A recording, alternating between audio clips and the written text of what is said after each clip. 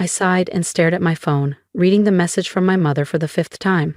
Monica, we need $1,500, 0 cents, for Christmas. Guests are coming. We need decorations, catering, and something new for Brielle to wear. No please, no how are you. Just another demand, like always. I'm Monica, by the way, 33 years old, living in Minneapolis, and apparently my family's personal bank. I typed, I'll send the money today, then paused before adding a second message. Am I invited to this Christmas party too? The reply came instantly, a single smiley face emoji. No words. No confirmation. Just that stupid yellow grin. I shouldn't have been surprised. It's been like this for years, but it wasn't always. When I was little, before age 10, things felt different. My parents, Kevin and Teresa, were only 21 when I was born. Back then, life was simple. Weekend hikes, story time, warm waffles on Sundays. Then came Brielle, the planned child, the golden one. From the moment she arrived, everything revolved around her. Mozart in the nursery, baby sign language classes, parenting by the book. I found our photo albums last year. For every photo of me, there were 10 of Brielle. In the rare family photos, I'm off to the side, cut off or blurry, while Brielle beams center stage. Just send the money and move on, I muttered, opening my banking app. My down payment fund for a condo in Uptown shrank by $1,500, 0 cents in seconds. Again, when I graduated college with honors, I called home, hoping for acknowledgement. You can't make it. Brielle has rehearsal. As if that explained everything. They never visited, never checked in. And yet every December, they still remembered to ask for money.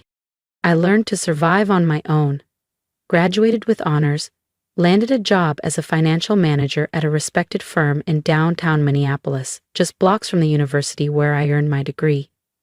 I carved out a life that didn't orbit around anyone else's needs. And yet, as soon as my income became steady, so did their attention. Monica, Brielle needs new boots for winter. Can you send $250, 0 cents? Monica, we're enrolling her in piano lessons. Only $400, 0 cents for the semester. I always sent the money. It barely dented my paycheck, and some small, stubborn piece of me still wanted their approval. Then 2 years ago came the real ask. Brielle got into St. Catherine's, my dad said over the phone, his voice oddly formal. We need help with tuition. I asked if she'd gotten any scholarships after all the enrichment programs and private tutoring. A long silence. Then my mother said sharply, that's not the point. You need to support your sister. Her future is more important than your pride. So I agreed. $1,200, 0 cents a month, every month. I told myself it was temporary. But months later, another call came. We bought a new SUV, gave the sedan to Brielle. You'll cover the loan, right? When I protested, my mom snapped. Stop being selfish, Monica. You're the oldest. You owe it to this family. And somehow I was sending $2,000, 0 cents a month? For tuition, for the car, for their comfort. As December rolled in, I spent another $1,000, 0 cents on gifts. A designer purse for Brielle, a new watch for Dad, and a spa gift card for Mom. Then, I loaded up my car and made the 6-hour drive to Duluth. I hadn't been home in nearly a year. But this was Christmas. Maybe this time would be different. Music and laughter spilled through the frosted windows as I stepped out of my car, arms full, overnight bag in one hand, carefully wrapped gifts in the other. I took a deep breath, steadied myself, and knocked on the front door. A moment later, my mother opened it. Her smile faded the instant she saw me. Monica, what are you doing here? She asked, not budging from the doorway. I blinked. I don't understand. I sent the money. I texted you I was coming. She frowned. You did, but I didn't think you'd actually show. You usually skip these noisy get-togethers. It's Christmas, I said quietly. I never miss Christmas. With a sigh, she stepped aside. Well, you're here. Come in. Everyone's already eating. Warmth and cinnamon filled the air as I stepped inside. Laughter bubbled from the dining room. I recognized the voices. Uncles, aunts, cousins. And right at the center, glowing like a Christmas movie still, was Brielle, in a shimmering red dress. "Look who showed up," my mother announced flatly. My father glanced up. "Monica, didn't know you were coming." He gave me a distracted one-arm hug and went back to chatting with Uncle Ron. I stood there, awkward, holding my bags. Brielle didn't even get up. "Hey," she muttered, barely glancing at me before turning back to gossip with Cousin Melanie. I slipped my gifts under the tree, already bursting with presents, and wedged into a seat next to Aunt Grace, the only one who ever asked how I was doing. "Monica, what a lovely surprise," she said warmly, giving my hand a squeeze. "How's work?" "Good. I just got promoted to senior financial manager." "That's amazing. You always were the smart one," she said loud enough for the table to hear. I caught the flicker of irritation on my mother's face as she spooned mashed potatoes onto Brielle's plate. Dinner passed in a blur. No one mentioned who paid for Brielle's college, or their new SUV. And when the gifts were opened, Brielle held up the designer purse I bought her, muttered a cool, "Thanks," and moved on. If you've ever given everything and still felt invisible, hit subscribe, because what happens next will change everything. My parents gave a lukewarm thank you for their gifts, but the words felt rehearsed, empty. Then my mother handed me a hastily wrapped package. "This is for you, Monica." I peeled back the wrinkled paper to find a plain gray scarf, thick, itchy wool, clearly sized for a man. I knew it immediately. It was the same brand Uncle Jim wore. He hadn't shown up this year. "Thanks," I said, forcing a smile, but inside I felt hollow. They hadn't even bothered to get me something of my own. By 11, the noise died down. Most of the extended family had left. I stood, rubbing my eyes. "I think I'll head to bed," I said, already reaching for my overnight bag. My mother glanced up from stacking dessert plates. "Oh, your old room's taken. The cousins from Brainerd are using it." "Okay, I can sleep on the living room couch," I offered. She shook her head. "That's where Uncle Dave's sleeping." "Oh, where am I supposed to sleep?" She gave a shrug. "We didn't expect you, Monica. Maybe try a hotel?" "It's Christmas Eve. Everything's booked, you know that." From the kitchen, Brielle snorted. "Yes, there's no room at the inn, or a shelter." The words stung. I looked to my father. He met my gaze, then quietly turned away to gather empty glasses. Something cracked in me. A quiet, final break. I set the scarf on the coffee table, grabbed my things, and walked out into the freezing Minnesota night. The only hotel was full. Calls to old friends went unanswered or apologetic. So I drove, 6 hours back toward Minneapolis, stopping only for coffee and gas. Around 3 a.m., I pulled into a tiny roadside motel. "Merry Christmas," the elderly man at the desk said. "Traveling tonight?" "Family emergency," I murmured. He nodded, then handed me a small box. "Have some Christmas pie, on the house. No one should be alone today." And in that quiet act of kindness, I felt more seen than I had in years. The motel owner and I chatted briefly. He told me about his grandchildren, his favorite pie recipes, before handing me the room key. I went upstairs, ate the pie, and collapsed into bed. Exhaustion washed over me like a wave. I woke late the next day, sunlight slanting through the blinds. Christmas Day. By evening, I'd finished the long drive back to Minneapolis. My apartment was cold, dark, and empty. I checked my phone. No messages, no missed calls. No one had asked if I'd made it home safely. Why would they? I wasn't family. I was a transaction, an ATM with a heartbeat. The day after Christmas, I drifted through the hours in a daze. By nightfall, I curled up on the couch and scrolled through social media, desperate for distraction. Then I saw it. Brielle's latest Instagram post. A carousel of perfectly filtered party photos, smiling faces, glittering lights, spent Christmas with the people who matter most. I wasn't in a single photo. Something broke. I opened my banking app and stared at the scheduled payments. $1,200, 0 cents for Brielle's tuition on the 1st, $800, 0 cents for the SUV loan on the 5th. My fingers hovered. Then, one by one, I canceled both. No more, I whispered into the quiet. 2 weeks passed. Silence. No calls, no texts. I dove into work, booked an appointment with a realtor, said yes to that drink with Matt from accounting. Then, early January, my phone rang. Mom? Monica, she barked.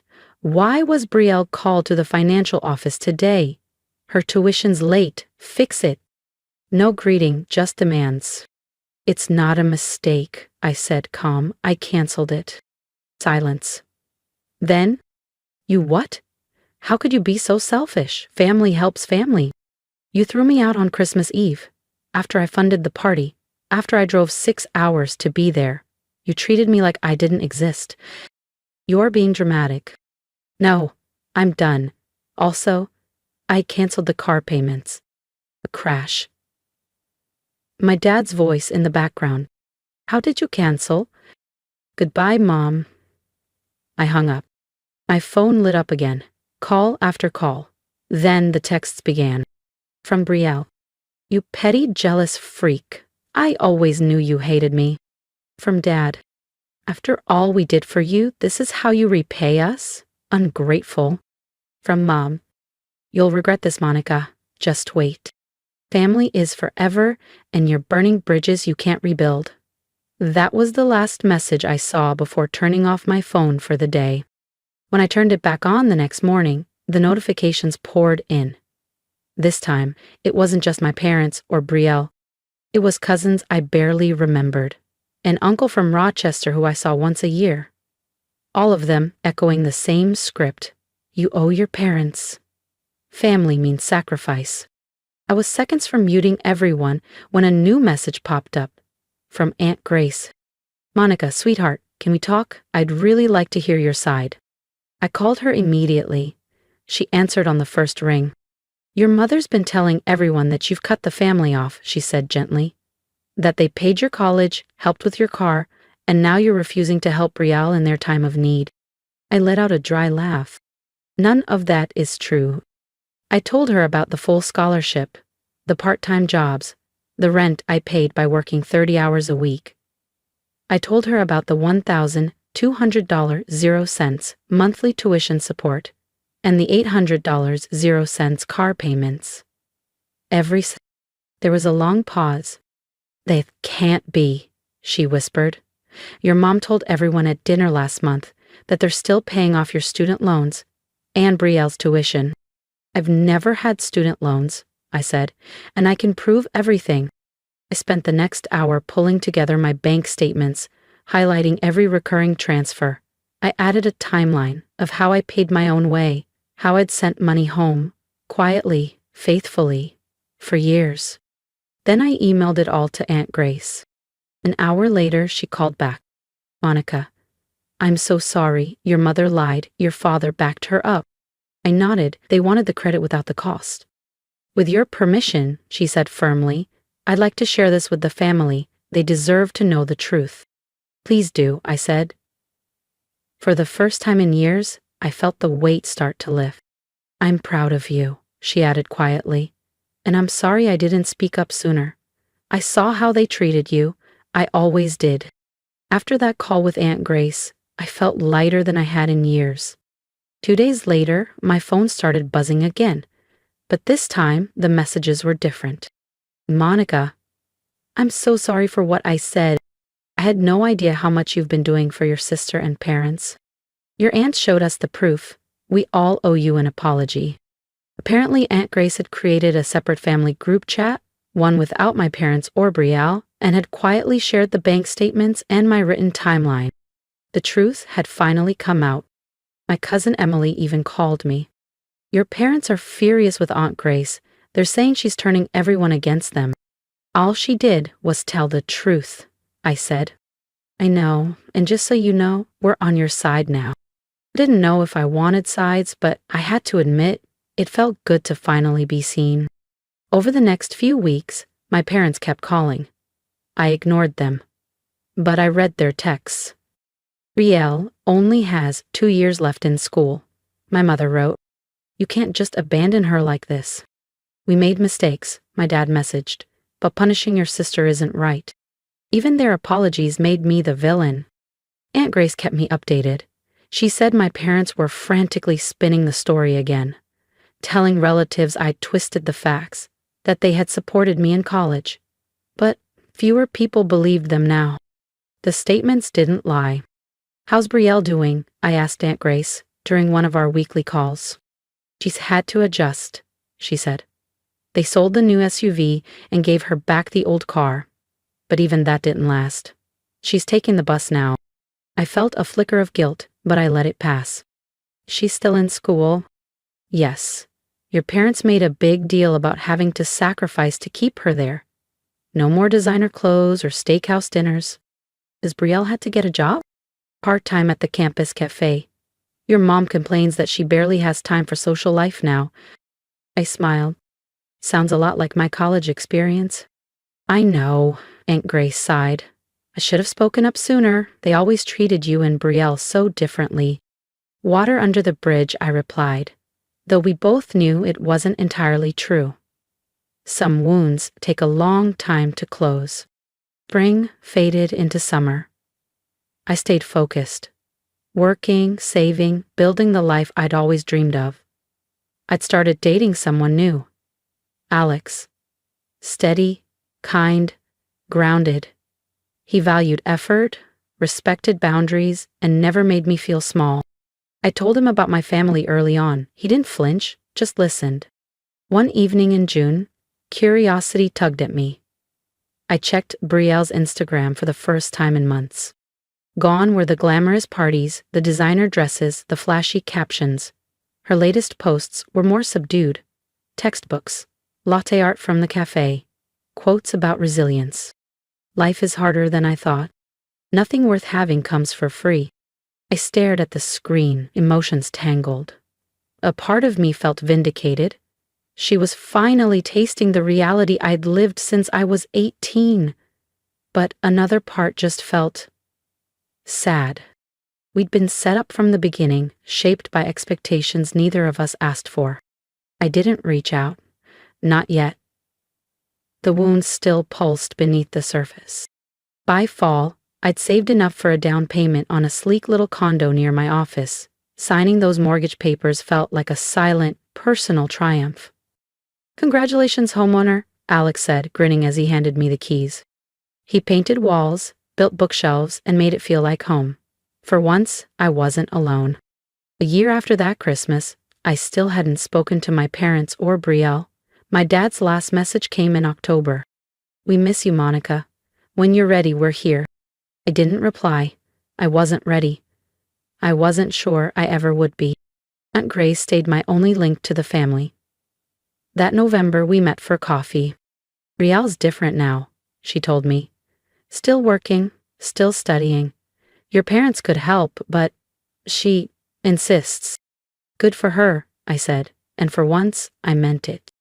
Do you ever think about reconnecting with them? Aunt Grace asked gently. I took a slow sip of coffee. Sometimes, I admitted.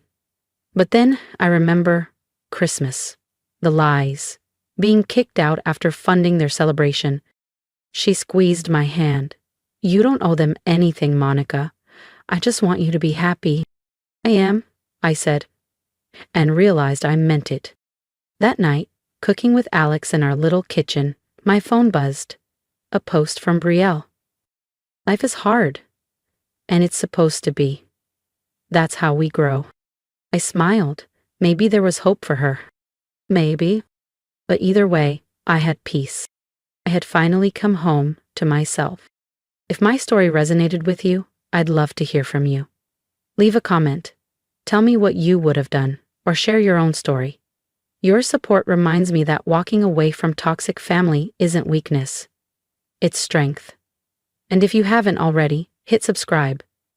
This journey isn't over yet.